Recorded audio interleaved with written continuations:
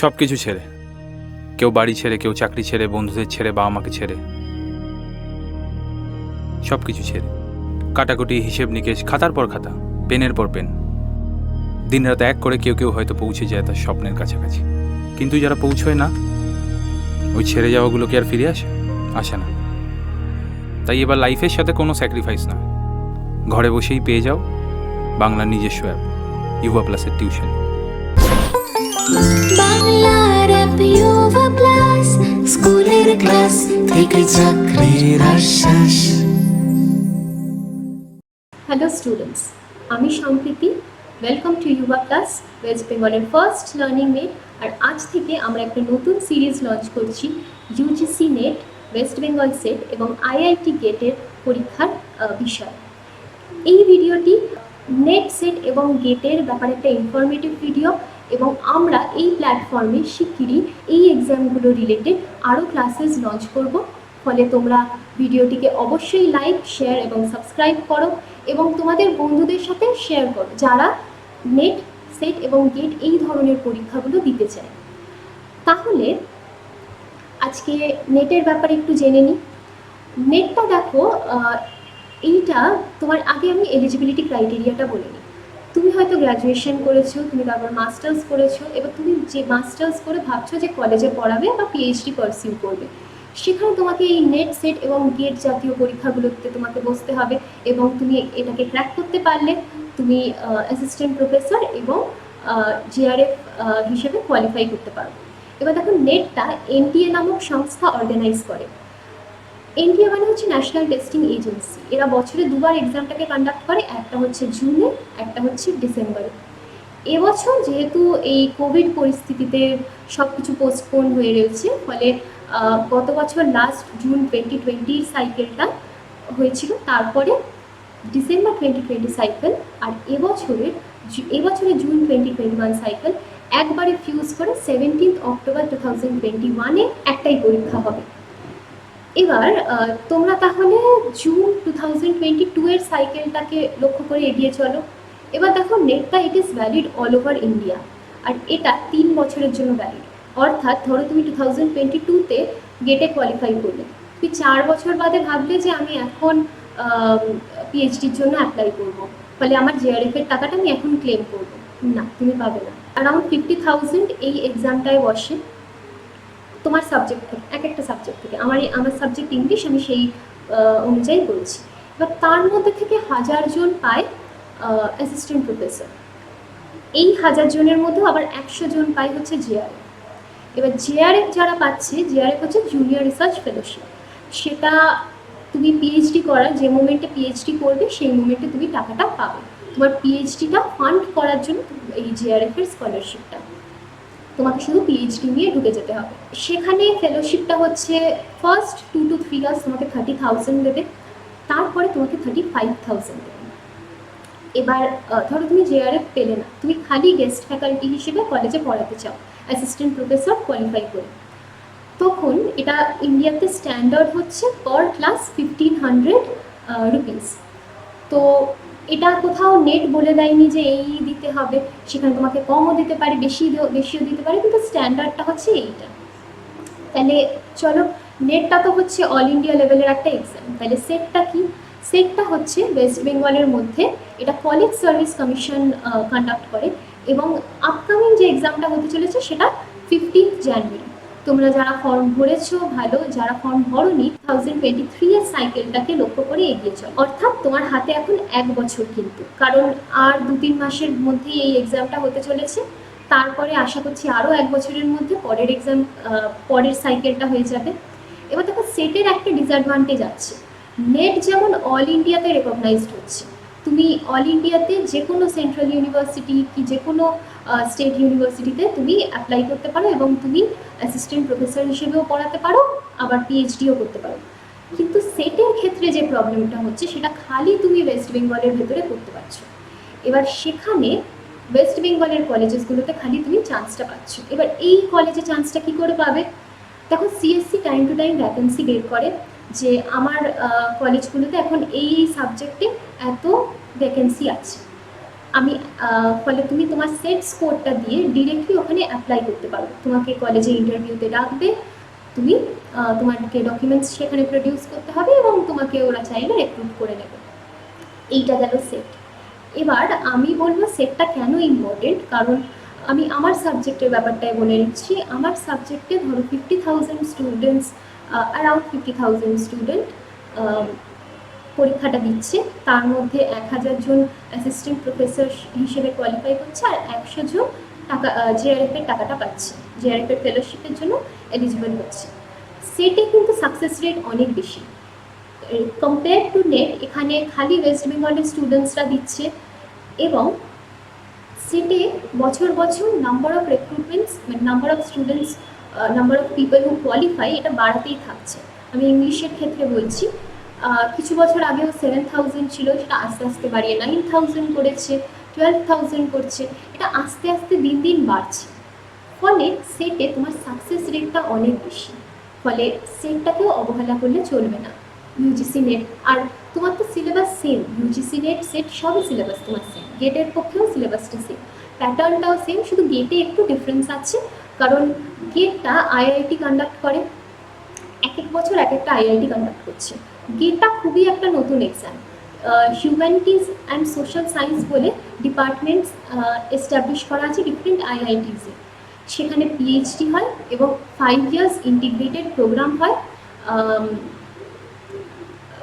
Humanities and social সায়েন্সের সাবজেক্টসগুলোর উপর। ফলে সেখানে তুমি পিএইচডি করার সুযোগ পাচ্ছ যদি তুমি গেটে, তুমি হয়তো নেট বা সেটে চান্স পেলে না, তুমি গেটের থ্রু দিয়ে সেখানে পিএইচডিতে অ্যাপ্লাই করলে, এবং তোমাকে ওরা একটা নিজেদের একটা পে স্ট্রাকচার আছে, সেখানে তোমাকে স্টাইপেন্ড দেবে which is near about set, near about net, if not more. এবার গেটটার প্রবলেমটা হচ্ছে যে এক এক বছর এক একটা আইআইটি এটা কন্ডাক্ট করছে। 2021-এর যেটা ফেব্রুয়ারি মাসে পরীক্ষাটা হয়, সেটা আইআইটি বম্বে কন্ডাক্ট করেছে। এবছর আইআইটি খড়গপুর কন্ডাক্ট করছে। ফলে এটা খুব একটা সার্টেন নয় যে, মানে এখনো পর্যন্ত পরীক্ষাটা একবারই হয়েছে, ফলে অর্ধেক স্টুডেন্ট এটার ব্যাপারে জানে না এবং এখনো পর্যন্ত প্যাটার্নের কোনো কনসিস্টেন্সি পাওয়া যায়নি, কারণ একবারই তো পরীক্ষাটা হয়েছে। এবার দেখো এটার স্কোর হচ্ছে এটার স্কোরটা ভ্যালিড হচ্ছে ফর 1 ইয়ার, আর এটা বছরে একবার করে হয়। ফলে তুমি যদি 2021-এ ধরো তুমি কোয়ালিফাই করলে, তুমি 2023-তে গিয়ে বললে যে আমি পিএইচডি করতে চাইছি, তাহলে কিন্তু হবে না, তোমাকে আবার 2022-তে বসতে হবে এবং কোয়ালিফাই করতে হবে। এবার গেটের ব্যাপারে অনেকে জানে না, সেখানে number of students who are appearing for this GATE is very less. ফলে আমি সবসময় বলবো হিউম্যানিটিজ অ্যান্ড আর্টস থেকে গেটে তোমরা অ্যাপ্লাই করো। তোমরা 2023-এর সাইকেলটাকে লক্ষ্য করে এগিয়ে চলো। টেকনিক্যালি তোমাদের হাতে আর 1 বছর আর কয়েকটা মাস, 2-3 মাস মতো রয়েছে, কারণ গেটটা হয় বছরের শুরুর দিকে ফেব্রুয়ারি মাসে। ফলে তোমার হাতে সেট এবং গেটের জন্য 1 বছর রয়েছে। আমরা তো ক্লাসেস লঞ্চ করছি, ফলে তোমরা সেই ক্লাসেসগুলোকেও ফলো করতে পারো। এবার দেখা যাক প্যাটার্নটা কী হয়। প্রথমত এটা একটা 3 ঘন্টার এক্সাম, একটাই পরীক্ষা হয়, নেট হোক কি সেট হোক কি গেট হোক, তিনটেই 3 ঘন্টার পরীক্ষা। যে কোনো একটাতে তুমি বসলে, পুরোটাই হচ্ছে এমসিকিউ বেসড, সেখানে কোনো নেগেটিভ মার্কিং নেই। ফলে অবশ্যই সব আনসার করবে। 0 পাওয়ার থেকে একটা পসিবিলিটি থাকা ভালো যে আমি হয়তো এখানে একটা মার্কস পেলেও পেতে পারি, ফলে অ্যাবসলিউটলি ছেড়ে আসবে না। গেটে কিন্তু নেগেটিভ মার্কিং হয়, ফলে ওখানে একটু স্মার্টলি ভেবে আসবে গেট পরীক্ষাটায়। নেট এবং সেটে কোনো নেগেটিভ মার্কিং হয় না। এবার দেখো টেকনিক্যালি ওরা যে সিলেবাসটাকে বলেছে পেপার 1 এবং পেপার 2, পেপার 1-এ জেনারেল টপিক, সেখানে 50টা কোয়েশ্চেন আসবে, এবং পেপার 2 তোমার সাবজেক্টের উপর তোমার নলেজটাকে টেস্ট করবে, সেখানে অ্যারাউন্ড 100টা কোয়েশ্চেন থাকবে, অ্যারাউন্ড 100টা কোয়েশ্চেনই থাকবে। এক একটা কোয়েশ্চেন হচ্ছে 2 মার্কস করে। যদিও বা এখানে বলছি পেপার 1 অ্যান্ড পেপার 2, অ্যাকচুয়ালি তুমি যখন পরীক্ষাটা দিতে যাবে দেখবে ওটা খালি দুটো সেকশন। সেকশন এ হচ্ছে জেনারেল, অর্থাৎ রিসার্চের উপর কিছু টপিক্সের উপর পরীক্ষা, আর পেপার 2টা হচ্ছে তোমার সাবজেক্টের উপর কিছু কোয়েশ্চেন জিজ্ঞেস করবে। তাহলে আম, তোমরা এরকম করতে পারো যে পেপার অর্থাৎ সেকশন এ অর্থাৎ জেনারেল কোয়েশ্চেন্সগুলো অ্যাটেম্প করে তোমরা সাবজেক্টের কোয়েশ্চেনে চলে যেতে পারো বা সাবজেক্টেরটা করে জেনারেলে আসতে পারো। এইখানে টাইম ম্যানেজমেন্টটা তোমার উপর, যে তুমি কতটা টাইম কিসে দেবে বা কিভাবে তুমি এটাকে অ্যাপ্রোচ করবে। কারণ আমার যেরকম ইংলিশ, আমি ইংলিশে নেট দিই এবং আমি ইংলিশে নেট 2020-20 জুন সাইকেলে কোয়ালিফাই করি, ওটাই এখনো পর্যন্ত লাস্ট এক্সাম হয়। এছাড়া আমি গেটেও অল ইন্ডিয়া র্যাঙ্ক 84 করি। তোমাদের বলে রাখলাম কারণ আমরা শিগগিরই আমি তোমাদেরকে পেপার 2 এর ওপর ক্লাসেস করাবো এবং আমি তোমাদেরকে free of cost online and interactive ক্লাসেসে মেন্টর করব, যেখানে তোমরা তোমাদের ডাউটস নিয়ে আসবে, তোমাদের তোমরা কী ধরনের ক্লাসেস চাও, কিভাবে ক্লাসেস করতে চাও, এবং আমরা শিগগিরই তোমাদের নিড অনুযায়ী সাবজেক্ট ওয়াইজ ক্লাসেস শুরু করে দেবো। এবার দেখো, তাহলে তোমাদের 300 মার্কসের একটা পরীক্ষা হচ্ছে। তাহলে আমরা পেপার 1-এ কী কী আছে সেগুলোতে চলে আসছি। হ্যাঁ, তো যেটা বলছিলাম, দেখো টাইমটা হচ্ছে 3 আওয়ার্স। আমার ইংলিশে কিন্তু আমার এই 50 মার্কসে বেশি টাইম লাগে দেন আমার 100 মার্কসে টাইম লাগে, কারণ এই সাবজেক্টে আমি টিক দিয়ে মানে দেখে আমি টিক দিয়ে আনসার করে চলে গেলাম, এখানে খুব বেশি আমার টাইম কনজিউমিং নয়। জেনারেলে যে প্রবলেমটা হয় সেখানে তোমার ম্যাথস থাকে, তোমার লজিক্যাল রিজনিং থাকে, ফলে অনেক বেশি টাইম কনজিউমিং। তো তোমাকে এখানে তোমার সাবজেক্ট অনুযায়ী কীভাবে তুমি টাইমটা বের করে নেবে। যেমন আমার কোনো তাড়া ছিল না যে আমার পেপার 1 এই টাইমের মধ্যেই শেষ করতে হবে, পেপার 2 এর মধ্যে শেষ করতে হবে, ফলে আমি ধীরে সুস্থে আমি আনসার করতে পেরেছি। তোমরা একটু দেখে নাও যে তোমাদের স্পিডটা কীরকম, এর জন্য তোমরা পেপার প্র্যাকটিস করতে পারো। এছাড়া তো আমাদের ক্লাসে এমসিকিউ প্র্যাকটিস ক্লাসেস শুরু হবেই, তোমরা সেটাকেও ফলো করতে পারো।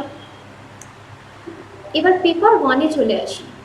পেপার 1-এ দেখো ওরা বলে দিয়েছে যে 50টা কোয়েশ্চেন আসবে, এবার 10টা টপিক ওরা দিয়ে দিয়েছে, এক একটা টপিক থেকে 5টা কোয়েশ্চেন জিজ্ঞেস করবে। তাহলে আমাদের ফার্স্ট টপিকে চলে আসি, টিচিং অ্যাপটিটিউড। এখানে একটু টেস্ট করে নেবে যে তোমার পড়ানোর ক্ষমতা আছে কি না, তোমাদের স্টুডেন্টস হ্যান্ডলিংয়ের ক্ষমতা আছে কি না। এখানে ধরো কিছু এথিক্যাল কোয়েশ্চেন দিয়ে দিল, মানে একটা বাচ্চা তোমার কথা শুনছে না, তুমি কি করবে? অপশান এ তাকে বকবে, অপশান বি তাকে মারবে, অপশান সি তাকে স্কুল থেকে সাসপেন্ড করে দেবে, অপশান ডি তাকে বুঝিয়ে বলবে। তাহলে তোমরা বুঝতে পারছো অপশান ডিটাই হচ্ছে রাইট আনসার। তাহলে এই ধরনের কোয়েশ্চেন টিচিং অ্যাপটিটিউড থেকে জিজ্ঞেস করবে। এছাড়া হচ্ছে রিসার্চ অ্যাপটিটিউড, যেখানে তুমি রিসার্চ করতে পারো কিনা, কারণ তোমার দেখো এখন কোয়ালিফিকেশান হচ্ছে গ্র্যাজুয়েট এবং পোস্ট গ্র্যাজুয়েট, অর্থাৎ তুমি বিএ করেছো এবং এমএ করেছো, তোমার কিন্তু রিসার্চটা কোথাও টেস্টেড হয়নি, এবং পেপার 1টা তোমার এই রিসার্চ অ্যাপটিটিউডটাকেই টেস্ট করে। কারণ তুমি যে জেআরএফটার জন্য বসছো সেটা তো রিসার্চের জন্যই, তো ওরা যে তোমাকে ফান্ডিংটা দেবে তোমাকে টেস্ট করে নেবে যে তুমি আদৌ রিসার্চটা পারো কি না। এবার নাম্বার 2-তে আমরা তাহলে রিসার্চ অ্যাপটিটিউড দেখতে পাচ্ছি। রিসার্চ অ্যাপটিটিউডে ধরো তোমাকে একটা কোয়েশ্চেন দিয়ে দিল আর 4টে অপশান দিয়ে দিল, তোমাকে সাজাতে হবে যে রিসার্চ করার রাইট মেথডটা কী, অ্যাসেন্ডিং অর্ডারে সাজাও। সেখানে তোমাকে হয়তো অপশান এতে দিল যে thesis, hypothesis, data collection, sample. Option বিতে sample, data collection, thesis, hypothesis, এরকম করে কম্বিনেশন করে ধরো 4টে দিয়ে দিল। তো তোমাকে এখানে জানতে হবে যে তোমাকে প্রথমে হাইপোথিসিস একটা ফর্মুলেট করতে হয়, অর্থাৎ তুমি কী প্রবলেমের উপর কাজ করতে চাইছো সেটা তোমাকে দেখতে হয়। তারপরে তুমি কাদেরকে নিয়ে কাজ করছো, অর্থাৎ তোমার স্যাম্পল কারা, মানে তুমি কোন কমিউনিটি, ধরো একটা তোমার লোক্যালিটির কমিউনিটিকে নিয়ে কাজ করছো, সেই লোক্যালিটির সেই কমিউনিটি হচ্ছে তোমার স্যাম্পল। এবার তাদের থেকে তুমি নিশ্চয়ই একটা ডেটা কালেক্ট করছো যে তাদের কত বয়স, তারা কত আর্ন করে, তাদের ফ্যামিলিতে কতজন, সেটা তোমার ডেটা কালেকশন। এবার সেই ডেটাটা থেকে তুমি কিছু একটা ইন্টারপ্রেট করলে যে এখানে ধরো আনএমপ্লয়মেন্ট এত, বা এই কমিউনিটির অন্যান্য কমিউনিটির থেকে চান্স কম পাচ্ছে, ধরো যে কোনো একটা এক্সাম, এই ধরনের কিছু ডেটা ইন্টারপ্রিটেশন এই তোমাকে করে নিতে হবে। সেটা হচ্ছে তোমার ইন্টারপ্রিটেশন। এবার এই ইন্টারপ্রিটেশনের পরে তুমি একটা কিছু নিশ্চয়ই কনক্লুড করলে, তাহলে এই কনক্লুশনে আসা যায় যে এই কজের জন্য এই জিনিসটা দেখা যাচ্ছে। অ্যান্ড ফাইনালি তোমার থিসিসটা হলে, তোমার হাইপোথিসিস থেকে থিসিসটা কীভাবে হলো, এই রিসার্চ অ্যাপটিটিউডটা তোমার টেস্ট করে নেয়। এই বিষয়গুলো তোমাকে একটু পড়ে নিতে হবে। আমাদের অবশ্যই ক্লাসেসগুলো এই টপিকসগুলো নিয়ে হবে, ফলে তোমরা অবশ্যই ক্লাসেসগুলোকে ফলো করো। থার্ডে চলে আসছি কম্প্রিহেনশন। কম্প্রিহেনশনে একটা প্যাসেজ তুলে দিল, ধরো সেখানে বললো যে লেখাটার মেন থিমটা কী, বা আরেকটা বললো যে এখানে লেখক এই বলতে চেয়েছে, option A, option B, option C, option D, 4টে অপশান দিয়ে দিল। কোনটা মোস্ট অ্যাপ্রোপ্রিয়েট অপশান তোমাকে সেটা চুজ করতে হবে। এবার এইটা যত প্র্যাকটিস করবে তত তোমার রাইট আনসার হবে। শুরুতেই হয়তো সব ঠিক হবে না, কিন্তু আচ্ছা এটার উপর আমাদের ক্লাসেসও হবে, সেটাও তোমরা ফলো করতে পারো। এমসিকিউ ক্লাসেস, কম্প্রিহেনশনের উপর আমরা ডেইলি রেগুলারলি ক্লাসেস রাখবো। এরপরে কমিউনিকেশন চলে আসছে। কমিউনিকেশনে তোমরা কি ধরো একজন, সে খুব ভালো স্টুডেন্ট, তার অনেক জ্ঞান আছে, কিন্তু সে যে এফেক্টিভলি তার জ্ঞানটা স্টুডেন্টসদের কাছে পৌঁছে দিতে পারছে, তাদের স্টুডেন্টসরা সেই জ্ঞানটা অর্জন করতে পারছে, নিতে পারছে, সেইটা তোমার কমিউনিকেশনের প্যাটার্নগুলো সেখানে তোমাকে একটু পড়ে ফেলতে হবে। এই কমিউনিকেশনের মধ্যে এইগুলো কিছু নতুন গভর্নমেন্ট ইনিশিয়েটিভ আছে, যেরকম সোয়ায়াম, NPTEL কোর্সেস, এইগুলোর ব্যাপারেও, অর্থাৎ হয়তো ইন্ডিয়াতে প্রচুর ভালো ভালো টিচার আছে, তারা অনেক জানে, কিন্তু ডিজিটাল ডিভাইড বা অন্যান্য প্রবলেমসের জন্য সব স্টুডেন্টসরা সেই জ্ঞানটাকে ফুল ইউটিলাইজ করতে পারছে না, তারা সেই জ্ঞানটা পাচ্ছে না। তাদের কাছে পৌঁছে দেওয়ার জন্য এই যে গভর্নমেন্ট ইনিশিয়েটিভসগুলো, এইগুলো থেকে কিন্তু পরীক্ষায় কোয়েশ্চেন আসে, ফলে এগুলোও তোমাকে করে ফেলতে হবে। এরপরে আসছি ম্যাথমেটিক্যাল রিজনিং অ্যান্ড অ্যাপটিটিউড। দেখো নাম্বার 5 আর নাম্বার 7 ডেটা ইন্টারপ্রিটেশন দুটোই কিন্তু ম্যাথস, ফলে একটা টপিক থেকে যদি 5টা করে কোয়েশ্চেন আসে, তাহলে এখানে দেখে নাও 10টা কোয়েশ্চেন তোমার ম্যাথস থেকে আসছে। একটা কোয়েশ্চেন যদি 2 মার্কস করে হয়, তাহলে 20টা মার্কস এখান থেকেই ম্যাথসের থেকেই আসছে, ফলে তোমার কিন্তু ম্যাথসকে খুবই ইম্পর্টেন্স দিতে হবে। ম্যাথসে চেষ্টা করবে একদম ফুল মার্কস আনার।